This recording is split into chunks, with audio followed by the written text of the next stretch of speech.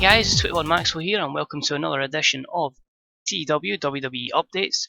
Today's show is the biggest party of the summer, as WWE leads us to believe, as of course Summerslam. We're hoping here to have a stellar show that can hopefully, really propel us into Survivor Series and then so on to the Rumble. Now, this has taken up the full 300 minutes. Again, I forgot to basically take off the timing, because this show could have went easily 6 hours, I think, maybe even more. A lot of people missing off the main card that were main event wrestlers, so they're in the pre-show. So I think this will be the last event we do with the timing on. I think Raws and SmackDowns and other pay-per-views, I think I'm just going to scrap the timing just to make sure we're pushing as many people as possible and giving them good opportunities. Because of course we are into 2018, we do need to start building new stars, as out with the old and in with the new, and really bringing through this next generation. So today, with 26 segments, a couple of long matches, we also have a full pre-show of matches, 1 hour long, a lot of wrestlers involved. Let's crack on with the show, guys. We are in Hawaii. Here we go. So 46,239 attendance at the Aloha Stadium in Hawaii for SummerSlam 2018. And we start off with a decent pre-show match. The implosion of American Alpha has taken place. Jason Jordan was sick of Chad Gable continually losing, but in this matchup, Chad Gable defeated Jason Jordan in 12-14 by pinfall. B-76, not bad. We're trying to break these two up, as I say, and build them as solo stars. Chad Gable's getting a lot of praise from his peers. He gets a 70 rating to Jason Jordan's 74. No skill improvements here. All positive, so that's good to see. Hopefully we can keep building this feud up. As I say, they'll get better opportunities to shine on a Raw exclusive pay-per-view. Speaking of Raw feuds, our second matchup was a pre-show bout that had good wrestling and a decent reaction from the crowd, and it saw Big Cass defeat Enzo Amore in 7:23 with the East River Crossing. The rating's a bit disappointing, but Enzo with 74 performance, Big Cass with an 82. Big Cass improving his technical skills. Only negative there was a short match length, but it makes Big Cass look dominant as hell. And you can't teach that.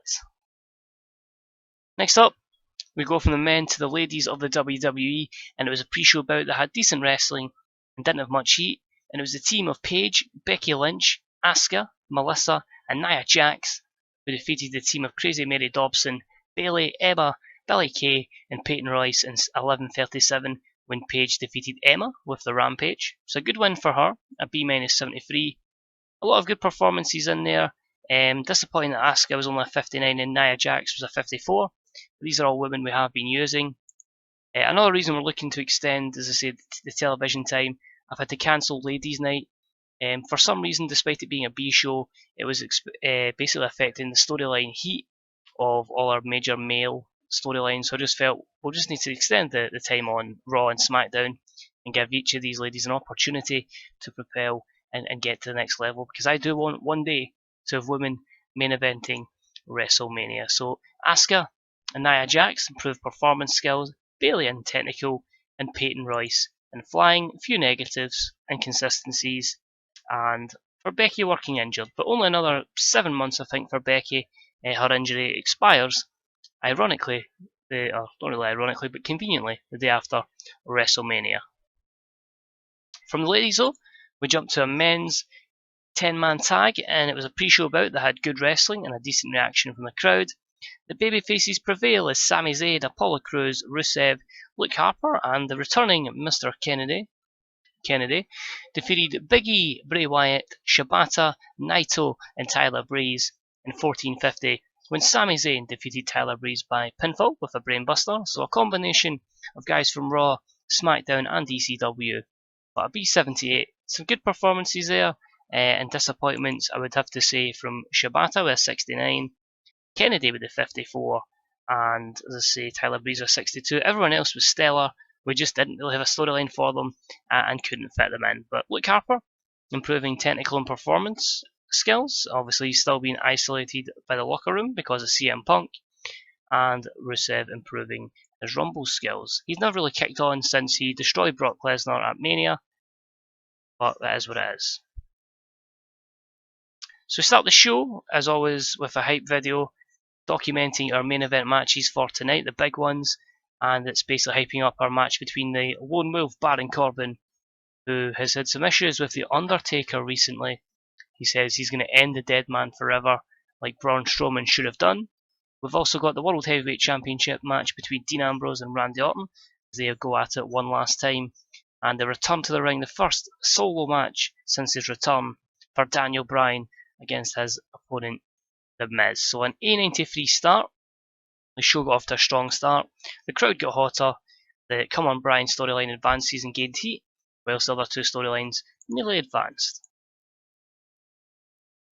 We then have an over-the-top entrance from the Dead Man to open the show. Obviously, Taker's not going to have any classic matches, so I thought we'll put him in first against Baron Corbin. It's a B+89, getting the crowd hotter. The match-up itself, I did feel would suffer a little bit, and it was about that had great heat and decent wrestling, and it saw The Undertaker defeat Baron Corbin in 10-20 by pinfall with a chokeslam. B-75. Undertaker was really off his game and was barely able to compete in the match due to exhaustion. So I think Taker may be on his last legs, but as I say, this is going to be a bit of a long feud, so it's by no means over here. Taker with a 55, Baron Corbin with a 94. The Dead Wolf storyline advances but lost heat. So probably a lot of people questioning this decision of putting Taker over, but it keeps him as a major player here, and it means we'll get something for Baron Corbin to do in the next couple of months, because Baron Corbin is going to be one of the major players here in the WWE. So a few negatives: inconsistency for Taker and Corbin, stamina, and Taker's declining physical ability, but trust me, this feud is far from over. And the fact we can't book him in a 10-minute match is worrying, so it's going to have to be even less the next time he competes. And after the match-up, we just have Taker celebrating. As usual, straps down, bit of pyro for B78. So we start to bring through the, well, I was going to say the next generations, but this one isn't really. But it's about that had great wrestling and a decent reaction from the crowd, as we saw Dolph Ziggler defeat Wade Barrett in 11:41 by pinfall with the zigzag. Dolph Ziggler makes the second defense of the United States Championship. So Ziggler won the title from Corbin in a fatal four-way match after Corbin was distracted by The Undertaker. But B81 here, we're building Barrett up, but Ziggler I'm going to give a little run with the US title, because he's been pretty good recently. An 89 performance to Barrett's 78. No skill improvements, but as I say, it's a good position for Ziggler to be in. He's over, he's putting on good matches, and hopefully he can help propel his opponents as well.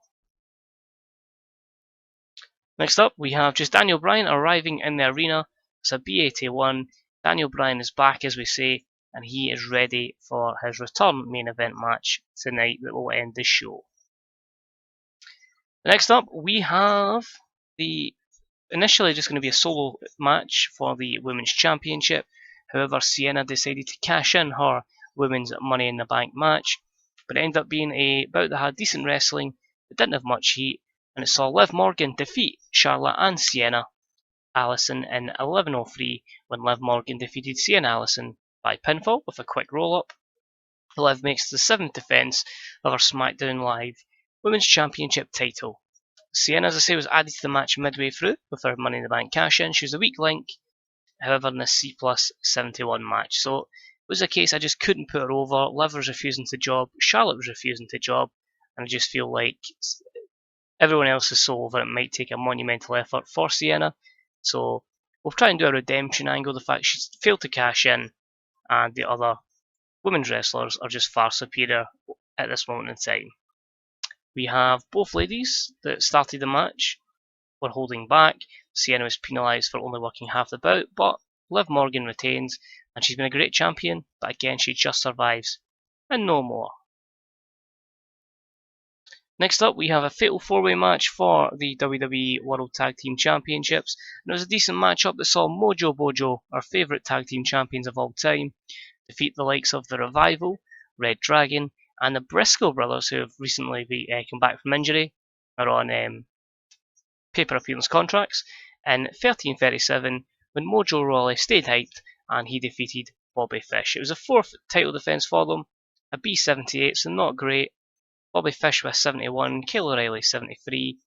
76 for Dash Wilder, 69 for Scott Dawson, 77 performances for both Briscoes, Mojo Rawley with a 71, and Bo Dallas with a very good 82 in-ring performance.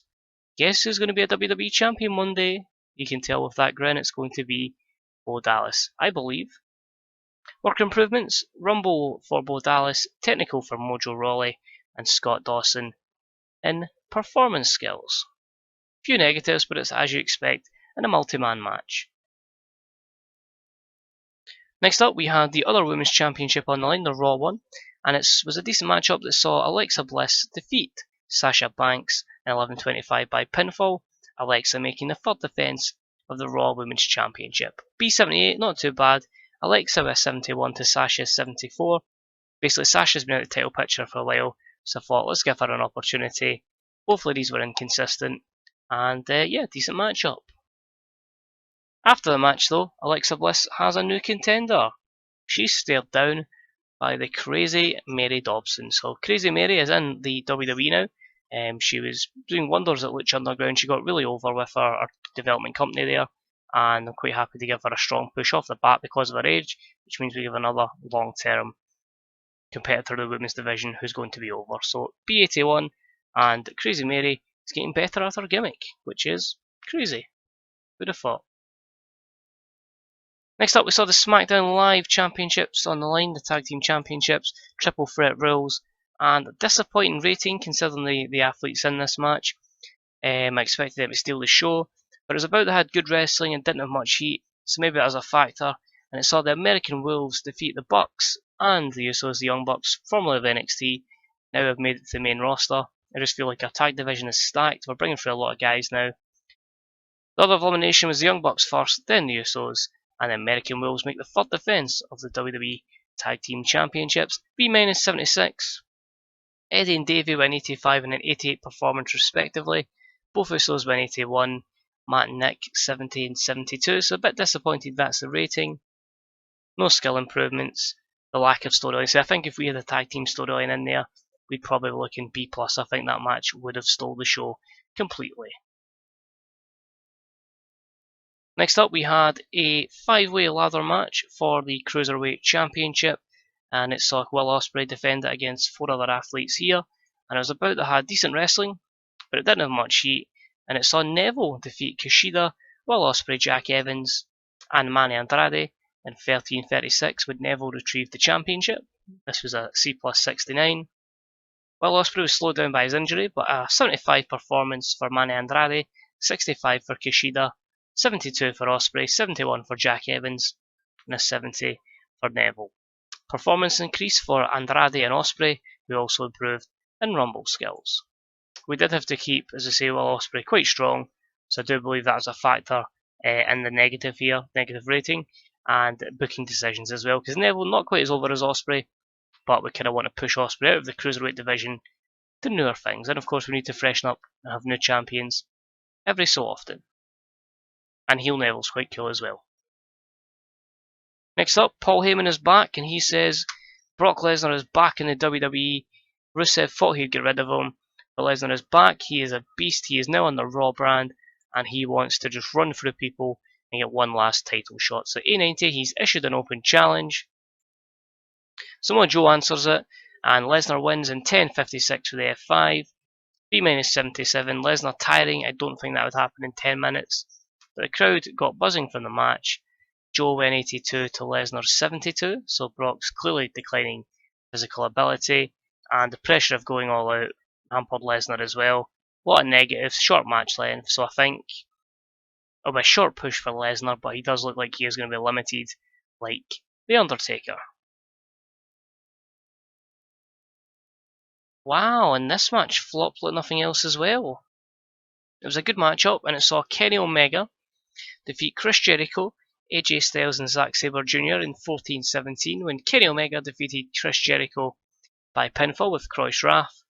Omega makes the first defense of his Intercontinental Championship, which he won against Zack Sabre Jr. due to a distraction from AJ Styles. A B-74, I think the major reason for this flopping as bad is because we had to protect Sabre Jr. and Styles very much because they're so over. but it's to get them away from the IC division and get them back up to the World Heavyweight, allow Kenny to run at IC and build his oldness up. So Zack Sabre Jr. we're 91, Chris Jericho 67, AJ Styles 85, Kenny Omega 79, and it did drop a little bit of heat in storyline. Few negatives, both Jericho and Styles declining physical ability, plus the booking decisions. But you can see they're able to keep Zack Sabre Jr. strong, AJ to dominate, just to put Kenny over. So I think that would have majorly affected a matchup. Which, quite honestly, I think if it was a triple threat taking out Jericho, probably would have been an A-star. But it is what it is. These will be the key factors in the SmackDown Live roster going forward. Next up, we finally get one of our major matchups delivering on the solo matches. It was about that had superb wrestling and great heat. These two have been bickering for a while, but I just felt I wanted to give it a try. And it was Seth Rollins, fresh off his defeat from Braun Strowman, who delivers here, defeating Kevin Owens in 1749 with the Phoenix Splash. A95, solid from them. Disappointing this is how far down the card it is. But Rollins with 94, Owens with 93, continues their storyline. May propel them back up to maybe the championship picture after this, because it's a great performance.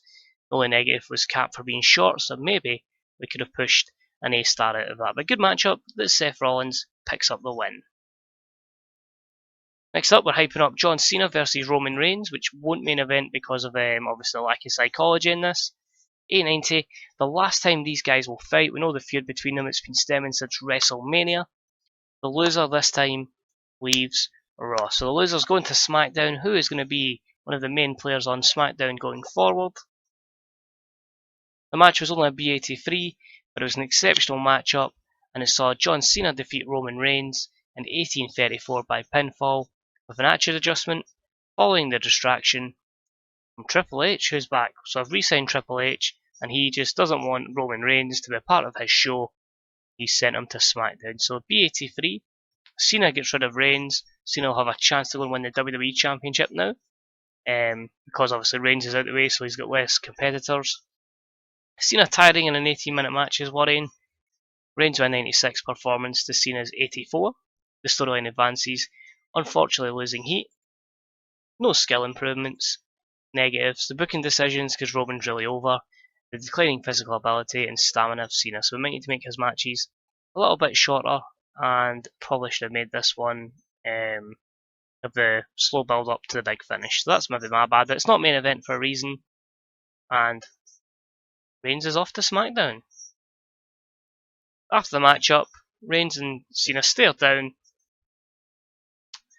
Reigns obviously knows that he's off to SmackDown. He's been screwed by Triple H, and he says this is not the end. So A93, Reigns was fantastic. Cena came across well. The storyline gains heat, but as I say, that matchup is the end of their feud for now. Next up, we've got Cesaro, who is up for a massive match with Braun Strowman for the WWE Championship. He's saying he's come out of nowhere. He's been screwed many a time, but this is his chance to win on the big occasion. He's going to be the first ever Swiss WWE Champion. So A91, the storyline advances with this segment. Will the match deliver? Cesaro likes to deliver. How will him and Braun collide and do? That's not bad. It's not amazing. I was hoping it would crack the A's, but it was an exceptional matchup. Braun Strowman defeats Cesaro in 1811 by pinfall with a big splash. Braun makes the third defense of his WWE Championship. A B88, I can't really complain. If there was psychology in display, I think we'd be definitely looking at an A, maybe even an A+. Both men with a 95 performance, which would have been affected by the psychology. The storyline lost a little bit of heat. But no skill improvements and a few negatives, really just actually psychology. So you take that psychology out of the occasion, you could be looking at an A+. So will these two fight again? Possibly. We may add someone else in just to help with the psychology. But decent, and I say it's not the main event match. Next up, we've got a hype video for Dean Ambrose versus Randy Orton. This feud's been going on for a little bit. Obviously, Dean getting the advantage over Randy, who's trying to get to tie Cena for 16 championships. But Ambrose has had his number. He's got a few wins, but occasionally the Viper's been striking and hitting RKOs. Will Dean Ambrose survive, or will Randy Orton become your new World Heavyweight Champion? This is your co-main event. They've been delivering, they deliver again. Another exceptional matchup that sees Dean Ambrose defeat Randy Orton in 2024 by pinfall with, we'll just say, dirty deeds, and he makes the first defence of the World Heavyweight Championship. A94 is outstanding. Ambrose 96 to Orton's 94. The storyline advances the segment. Randy Orton improves performance skills. Overall, just a great performance that was hampered by Ambrose's inconsistencies, and the announcing work, Corey Graves, but good performance there from them. Delighted. Can our main event deliver and hopefully boost us to having a really good overall rating? So we start up hyping this feud. Basically, The Miz has been taunting Daniel Bryan like nothing else, very similar to the real life feud. Daniel Bryan has had enough. He's been cleared. He's been taken out in The Miz. He's been competing in tag matches, getting into shape. But this is his big solo run. Can he do it without people's help? It's an A93. Will the match deliver? And it does an okay job. Not amazing, but I'll take it. It's shocking to say that when it's a 90 rated match, but about that had superb wrestling and great heat. And we had Daniel Bryan defeat The Miz in 2047 by submission via the yes lock, not the no lock, the yes lock. Daniel Bryan's not suited to his gimmick, so I'll look to amend that, but Daniel Bryan with a 93, The Miz with a 92, no skill improvements or negatives here. Just Corey Graves, so maybe a little lacking of overness on both men's behalf. For some reason, only two of my main eventers are over 90 overness, everyone's at that 88, 89, but I can't argue with that. It's a decent rating, and it hopefully will bring Daniel Bryan back to active competition, and The Miz scampering to the back. And we end the show, WrestleMania 30 all over again. Daniel Bryan just jumps into the crowd, and we get a massive yes chant to end the show. So all good and all happy here on WWE Summerslam. We end the show with an A90 show, so it's not amazing. Obviously, I want to try and push for that perfect 100 show. I do feel we are still lacking the perfect booking theory and the over wrestlers to get there, because we're trying to transition a whole new generation through. So we have a few wrestlers that maybe have the overness but don't quite have the technical skill to draw that perfect rating. But an A90, popularity increases in 9 regions, sorry. And I think we'll give the benefit here to Kevin Owens, Seth Rollins, and we'll go Randy Orton to keep Randy happy. So compliment them all on a good performance. Kevin Owens is pleased, Seth is pleased, as is Randy Orton. So overall, I'm happy with that. I wonder if it will get us close to going to global again. Obviously we dropped down, and now we're back to a couple of, in fact I think the next pay-per-view is actually a dual pay-per-view as well, because it is Night of Champions, but we'll just confirm. The show was fantastic, so that's good to see. TNA Hard Justice was just 9,000 with the main man being Yoshitatsu. Great times there, I'd love to go to that. Sarcasm, of course. Pepper Parks is leaving TNA, and Mark Briscoe needs a break.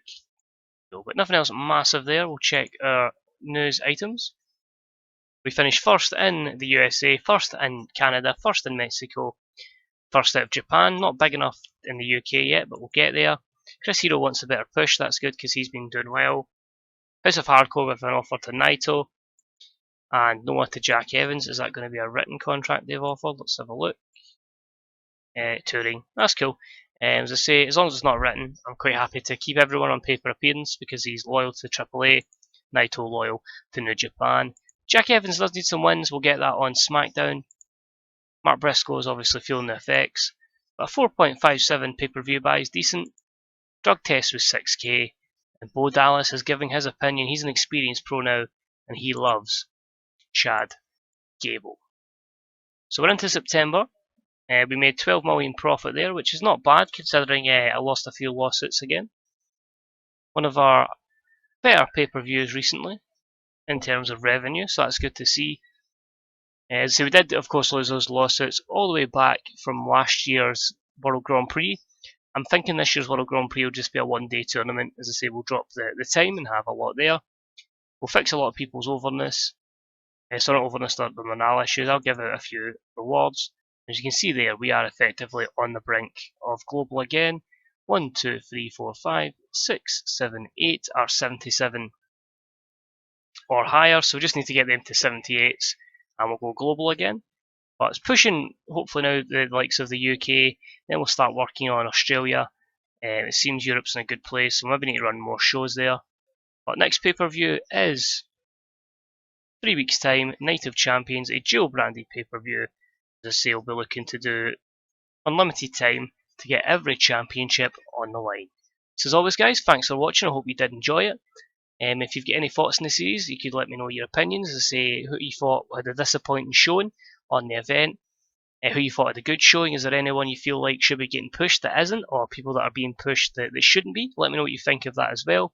If you've got a WWE save yourself, let me know how that's getting on. Quite happy to discuss other people's saves. It's always good to compare. If you've got a WWE save in 2018, or you maybe have a watcher save, or just you're managing someone else, how is the WWE in 2018? Is it close to this? Is it completely different? Let me know. Let's say apart from that, guys, as always, thanks for watching. Any likes, other comments, subscriptions are all deeply appreciated. And if you want to get involved in TW, you can buy the game off the Grey Dog Software website. It's not on Steam at the moment, it's just the 2013 version. But I say that is on Steam. You get an e-license on the Grey Dog Software website. You can also get a free demo from there if you'd like to try the game. It would be a fictional database to start with, but then you can get downloads for a real mod if you'd like to try WWE, TNA, or New Japan. And as I say, yeah, if you want to get on the YouTube hype, you can get OBS to record your stuff, and you can upload it to YouTube. Good places to share your content and to see other people's content. There's the Grey Dog Software Forums Fantasy Booker section and the Fantasy Booker subreddit on the ever famous Reddit. So as always, guys, thanks for watching. It's deeply appreciated. This has been 21 Maxwell. We're on the road to Night of Champions because we just had one hell of a party in the summer. Take it easy. See you soon. Bye bye.